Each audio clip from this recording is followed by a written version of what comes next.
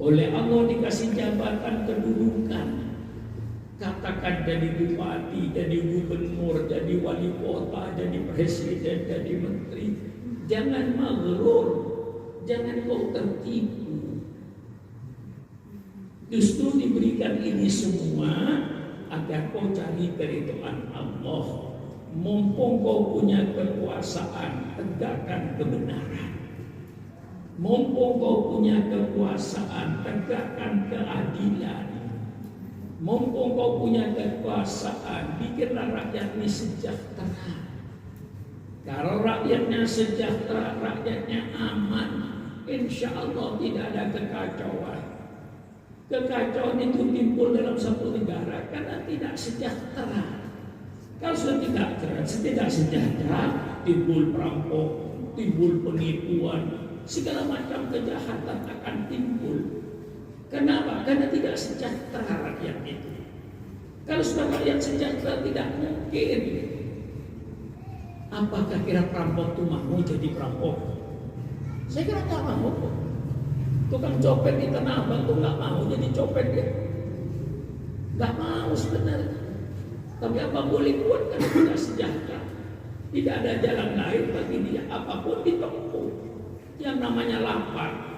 Kalau orang pakai yang kayak gini yang saya pakai masih bisa ditunda. Mungkin punya pakaian 2-3 amat. Maka mumpung menjadi pejabat, bikinlah rakyatnya sejahtera. Kalau rakyat sejahtera, tambah dengan keadilan. Adil. Pemimpin itu adil. Jadi pemimpin yang tidak tertipu. Pemimpin yang tertipu itu mumpung saya punya kekuasaan, ngumpulkan kekayaan seenaknya, menindas rakyat pun tidak peduli, menarik pajak pun tidak peduli. Ya, saya kayak di Indonesia ini sedih sebenarnya saya. Orang beli sate saja kena pajak. Saya masuk di warung sate, ya seberapa lah dia nama warung sate itu. Ditulis di situ bahwa semua pembeli dikenai pajak 10%. Ya, kita negara merdeka, beli sate 10 tusuk bayar pajak. Ya mestinya supaya tidak maghrur. Yang jadi pejabat itu mumpung saya jadi pejabat, saya mau mencari keridhaan Allah. Saya jangan sampai berbuat tidak adil. Pemerintah terus adil. La yajrimannakum sana'anu qaumin ala alla ta'dilu i'dilu wa aqrabu littaqwa. Jangankan karena engkau mempunyai kebencian pada satu golongan, satu kelompok, jangan kebencian itu mendorong engkau untuk tidak berbuat adil. Itu tidak boleh dalam agama. Karena saya benci dengan Ustaz misalnya Fatur Rahman, saya cari-cari kesalahannya dia. Tidak salah pun saya masukkan penjara ya. Subhanallah. La yajrimannakum sana'anu qaumin ala alla ta'dilu. Ini lah ini kita dalam hidup di dunia ini, mari kita jangan tertipu. Kita akan kembali semuanya kepada Allah. Dan Allah yang memiliki kita tidak memiliki kita. Kalau kita memiliki kita, ya saya ingin tidak mati sampai hari kiamat. Hidup terus. Kita ini milik Allah. Apa kata Allah? Kapan kita mau dipanggil? Tidak harus tua, tidak harus muda. Kapan saja kalau Allah memanggil, ya kembalilah kepada Allah. Semuanya kembali kepada teknologi apa? Secara ilmu teknologinya bagus sekali. Mestinya sekarang ini orang mati nggak ada.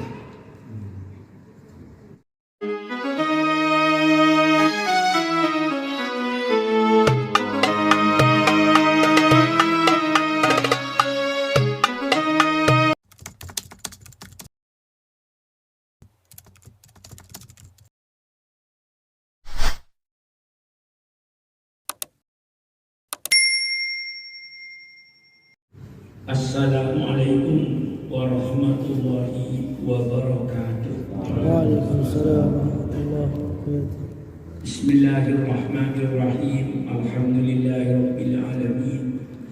Wassalatu wassalamu ala asyrofil anbiya'i wal mursalin sayyidina wa habibina wa syafi'ina wa maulana Muhammad wa ala alihi wa ashabihi ajma'in.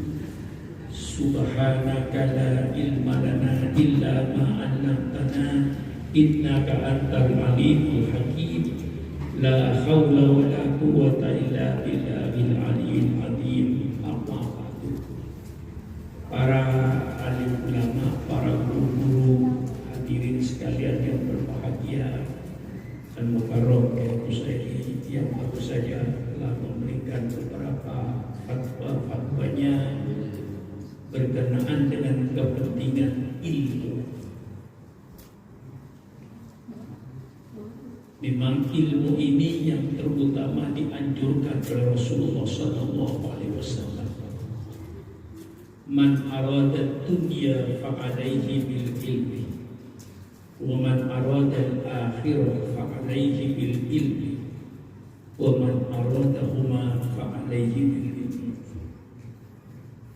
Ini sabda Rasulullah SAW. Barang siapa yang menginginkan kebahagiaan hidup di dunia dengan ilmu, dan barang siapa yang ingin kehidupan di akhiratnya bahagia dengan ilmu, dan barang siapa yang ingin kedua-duanya dunia akhiratnya juga dengan ilmu. Hal yastawil ladina ya'lamuna wal ladina la ya'lamun. Apakah sama orang yang berilmu dengan orang yang tidak berilmu? Tentu jawabnya pasti tidak sama. Fadilahnya orang yang berilmu. Almarhum Kiai Musafak Basyani, ya tentu saya yang bergaul paling lama puluhan tahun dengan beliau, mengajar di pondok pesantren dengan tekun mengajar. Bukan hanya tekun, sabar. Tidak ada nikah nipunya, tidak ada jalan siksaknya. Beliau selalu berjalan lurus dalam mengajar ini dengan berkhidmat kepada ilmu. Banyak tulisan-tulisan beliau, baik yang dalam ilmu nahwu, baik dalam ilmu ushul fikih. Yang terakhir beliau menerjemahkan Burdahnya Imam Busiri. Ini semuanya yang akan menjadi amal jariah beliau. Maka dikatakan tadi jalur mengajar ini jalur pilihan Rasulullah. Karena apa?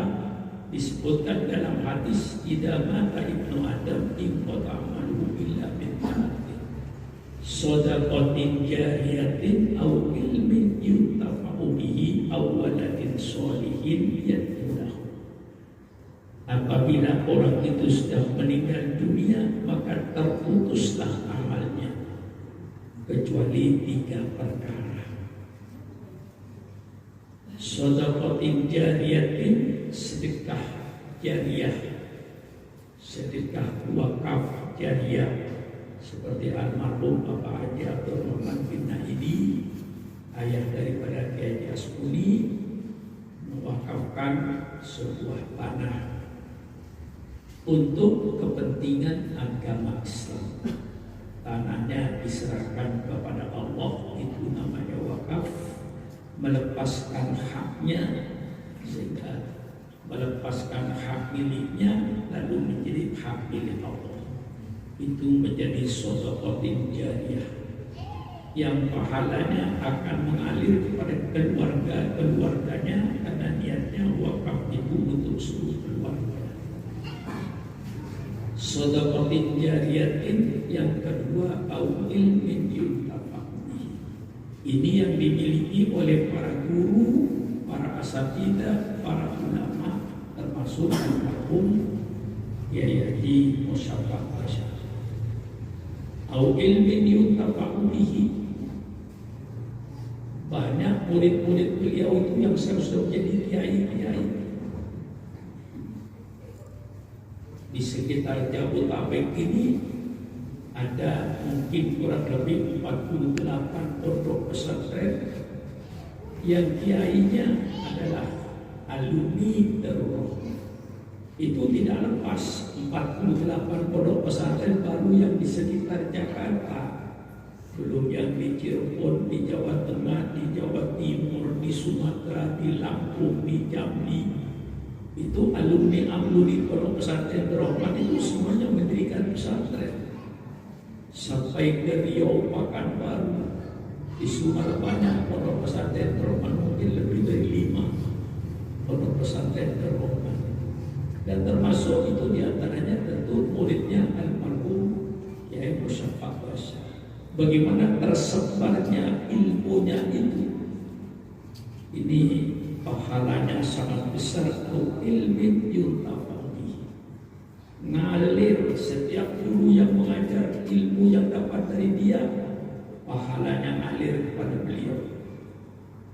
Orang-orang yang ajar usul fikih, ngajar nahwu, yang mendapat ilmu dari beliau kemudian diamalkan untuk mengajar lagi, maka beliau insya Allah mengalir pahalanya ke kuburannya karena ilmu yang dia berikan. Au ilmin yuntafa'u bihi au waladin sholihin yad'ulah. Yang ketiga, anak yang soleh. Alhamdulillah putra-putranya sudah S1 juga mengajar di Darul. Mudah-mudahan menjadi anak-anak yang soleh, meneruskan jejak daripada bapaknya almarhum Kiai Musyafaq. Maka kita sekali mengambil pelajaran. Kafal mautu wa idhar.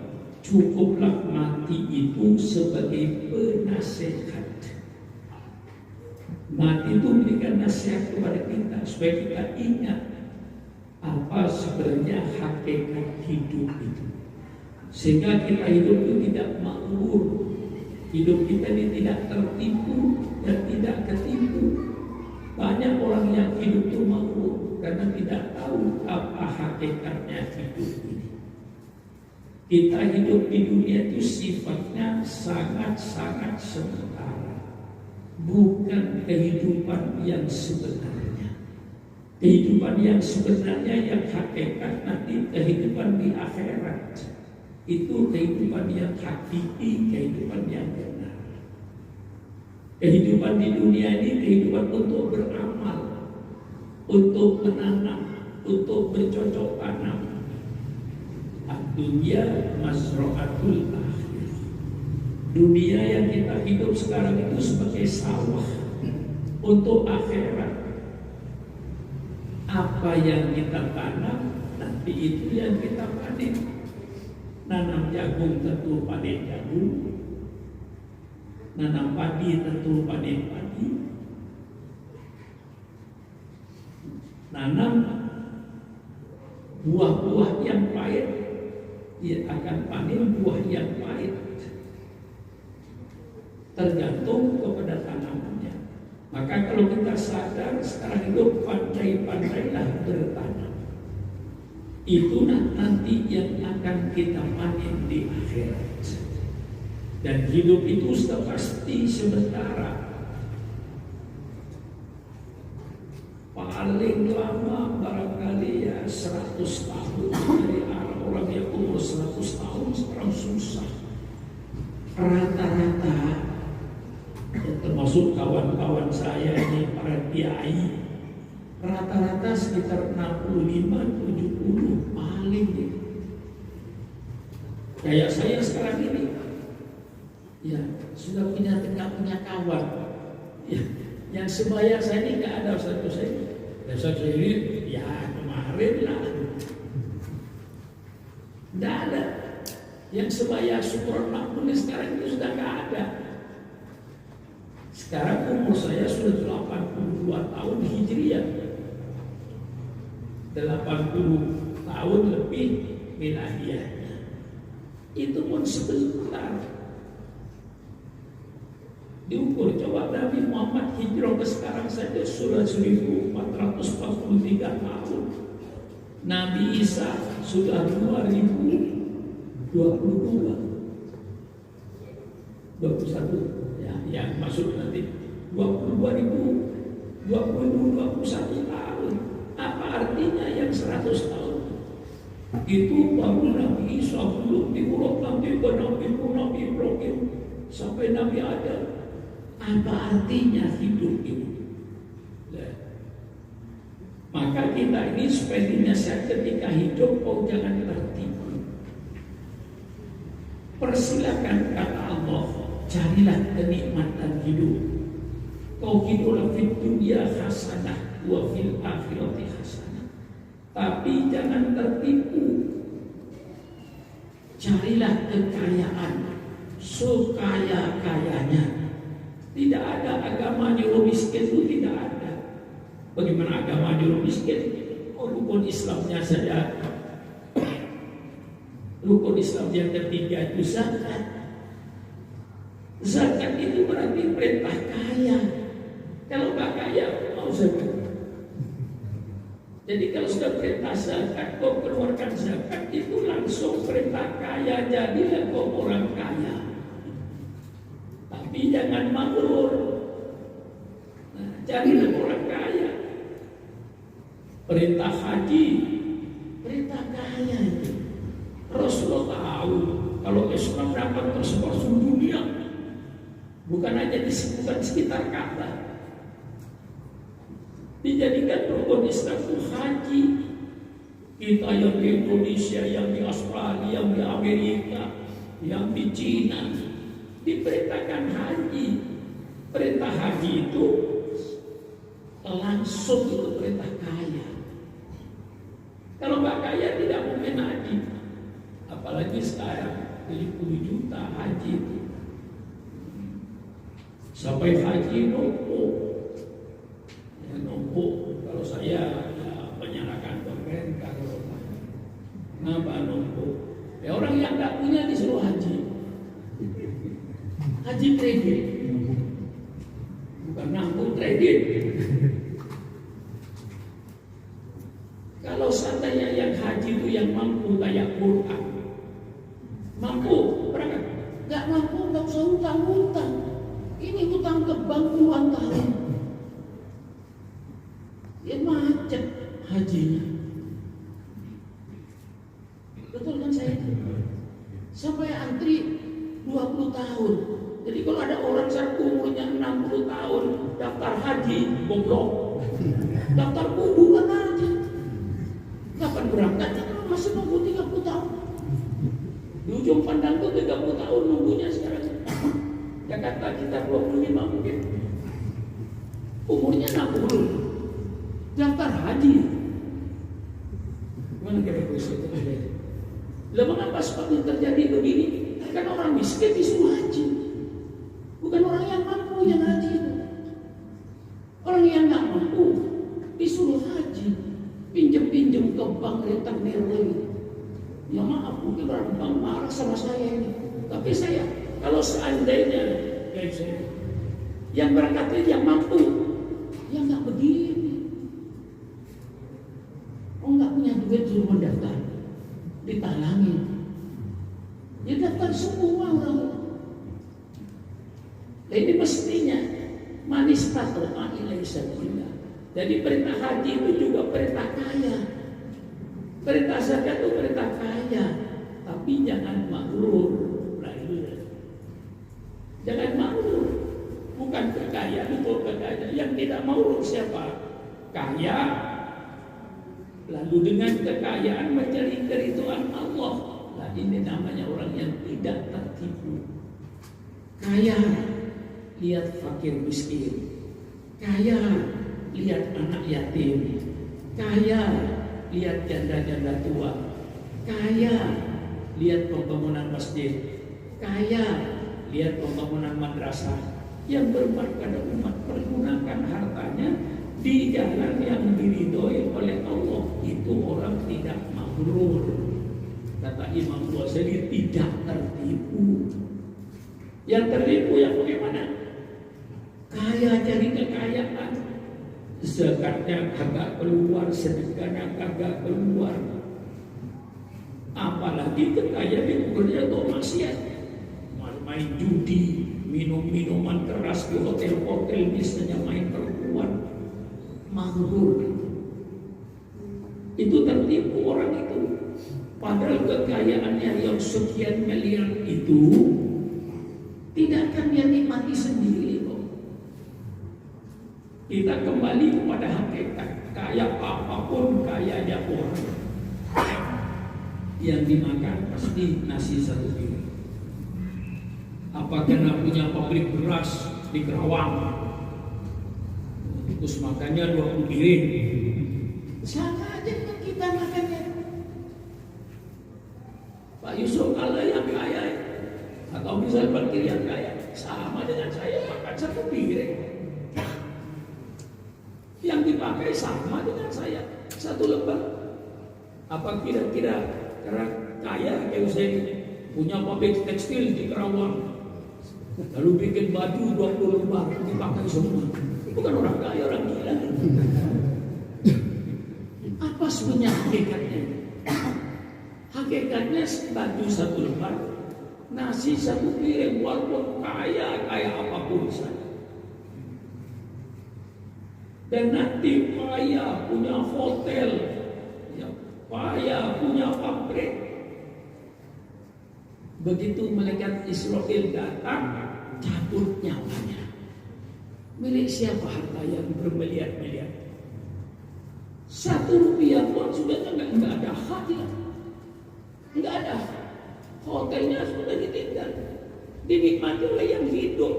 Padahal dia yang mencari harta subhanallah.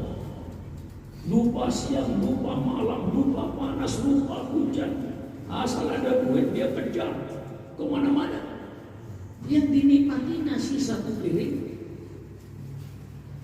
baju satu lembar, ya kasur lah.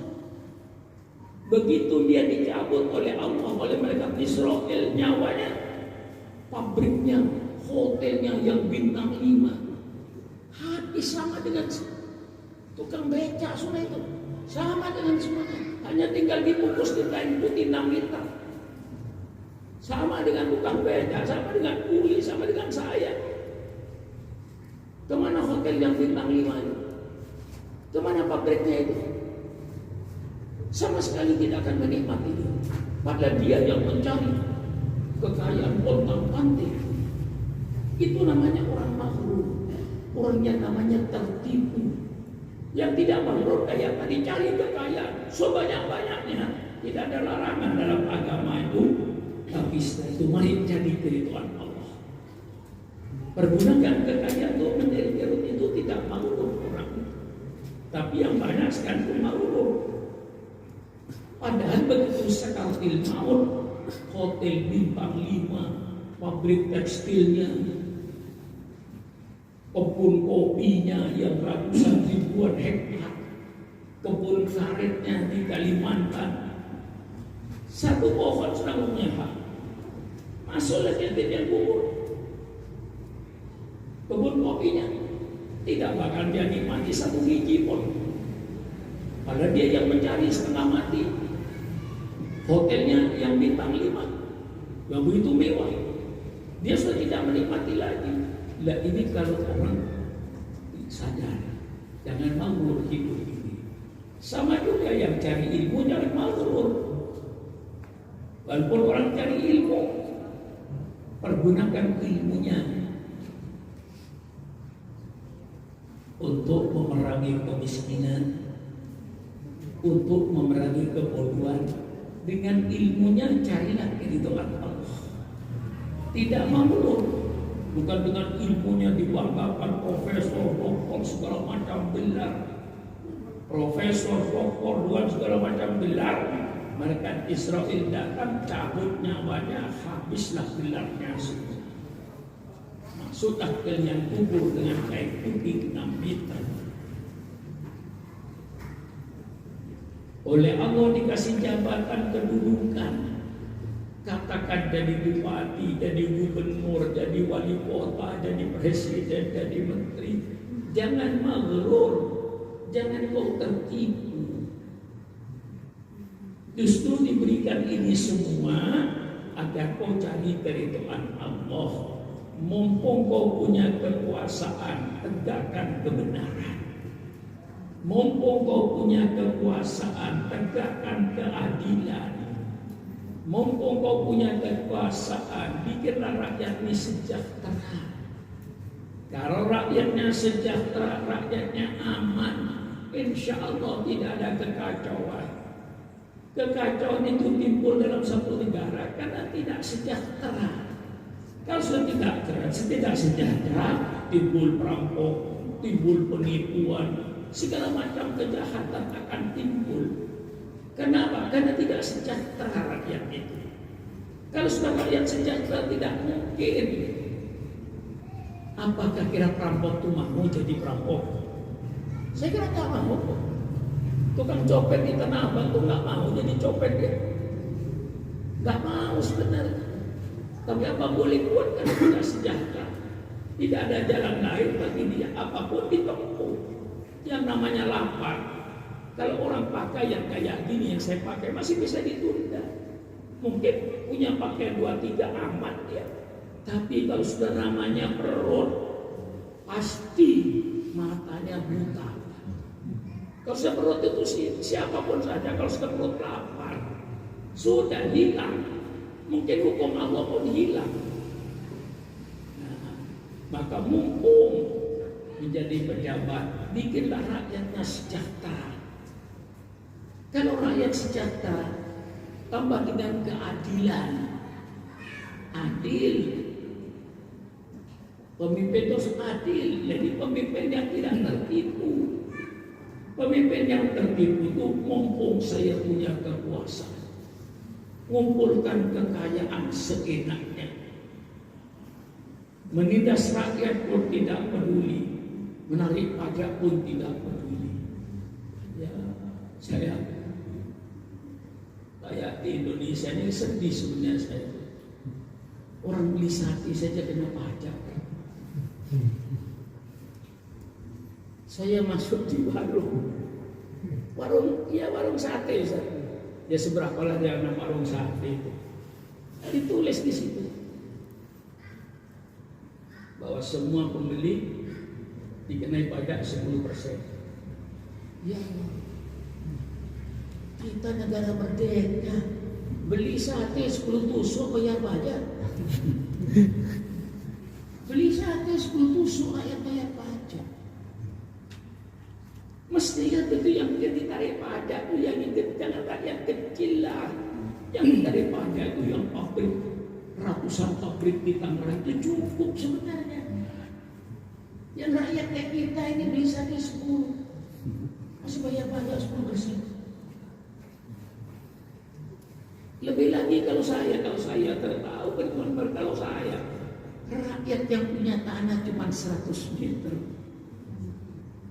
dibangun rumah Ustaz, tidak permanen lagi kadang-kadang separuh tembok ke atasnya masih kena pajak bumi, kena pajak bangunan. Kalau saya sedih, yang nggak tahu lah kebijaksanaan pemerintah. Kapan kita tuh? Lalu merdeka itu dari mana kita merdeka? Tanah yang tempat tidur saja bayar pajak. Mestinya seperti itu bebas semestinya. Mestinya yang bayar pajak itu bangunan yang menghasilkan, yang mempunyai produktif lah kalau istilah bahasa kerennya itu apa? Ya, yang pertanian yang produktif, ambil pajaknya, bangunan yang produktif. Kalau tempat tidur kita masih bayar.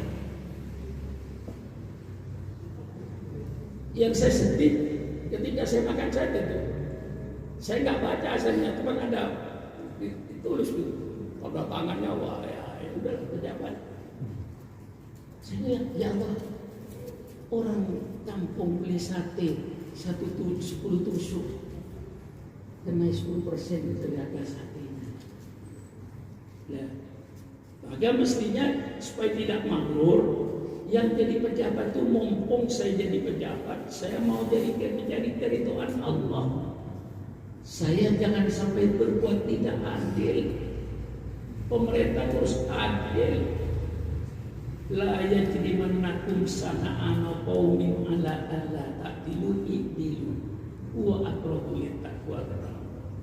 Jangankan karena engkau mempunyai kebencian pada satu golongan, satu kelompok, jangan kebencian itu mendorong engkau untuk tidak berbuat adil. Itu tidak boleh dalam agama. Karena saya benci dengan Ustaz misalnya Pak Rahmat, saya cari-cari kesalahannya dia. Tidak salah pun saya masukkan penjara dia. Subhanallah.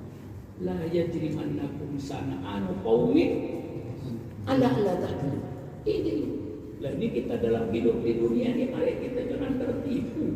Kita akan kembali semuanya kepada Allah. Dan Allah yang memiliki kita, kita tidak memiliki kita. Kalau kita memiliki kita, ya saya ingin tidak mati sampai hari kiamat. Hidup terus. Kita ini milik Allah. Apa kata Allah? Kapan kita mau dipanggil? Tidak harus tua, tidak harus muda. Kapan saja kalau Allah memanggil, ya kembalilah kepada Allah. Semuanya kembali kepada Allah. Alangkah bodohnya, sudah tahu akan kembali kepada Allah, kok tidak mencari keridhaan Allah. Itu kan orang aneh itu namanya. Orang aneh sudah tahu kembali kepada Allah.